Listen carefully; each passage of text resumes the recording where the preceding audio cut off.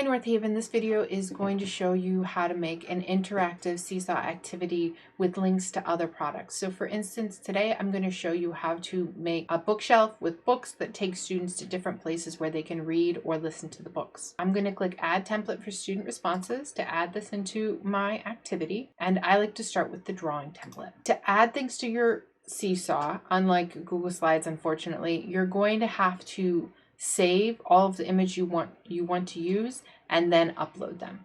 So whereas in Google Slides, I might directly from Google Slides search for an image of a bookcase and just insert that. For Seesaw, I'll have to open a new tab and then search for an image of a bookcase. From here, I can look through until I find a bookcase that I like. I think this one's probably going to be pretty effective. Right click on it and then save the image.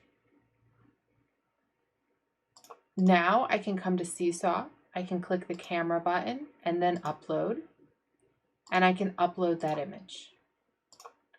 So now I have a nice bookcase to put some books on. The next thing I can do is I can go to wherever I'm going to get my books from. So today I'm going to use Epic, and I can come down to the book that I want to use, and however you take screenshots, so with Windows, you can always use the snip tool by just searching snip and then clicking on snip tool. Now I can click new and I can snip this picture and click the save button.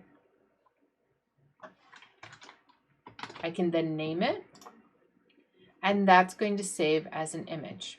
So now I can come to Seesaw, click the camera and then upload, click the picture of that image, make it smaller, and put it onto my bookshelf.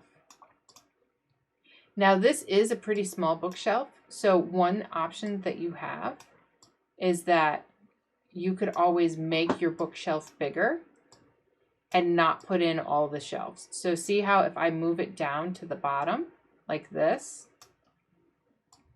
I can now make my books bigger too. Now to make the link to this book, I'm going to come back to Epic. I'm on the book on this page, so I'm going to copy that link, come to Seesaw, click on the book, click the three dots, and then click link. Now I can use Control V to paste on my keyboard and click the green check. So now when the students come in, if they click this link, it's going to take them right to that book. If they aren't logged into Epic, they may have to log into Epic, but it will prompt them to do that. Now, one thing you'll notice is that I can move this book around. You probably won't want students to be able to move your bookcase or your links. So you're going to want to click on each image, click the three dots, and then lock them in place. That means now I can't move it and my students won't be able to move it either. Another option is YouTube.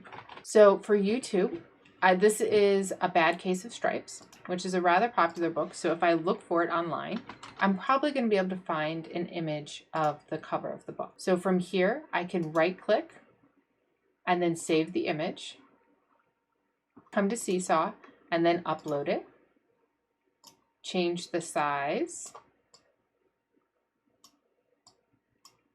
and add it to my bookcase. I can then come to YouTube and I can copy the link, click the three dots, and add that link. If you do want to use the Safe YouTube, you can copy the link and then paste it into the Safe YouTube, which is video link now. Click Generate Link. You'll get a new link to copy, and then you can put that link in for the picture.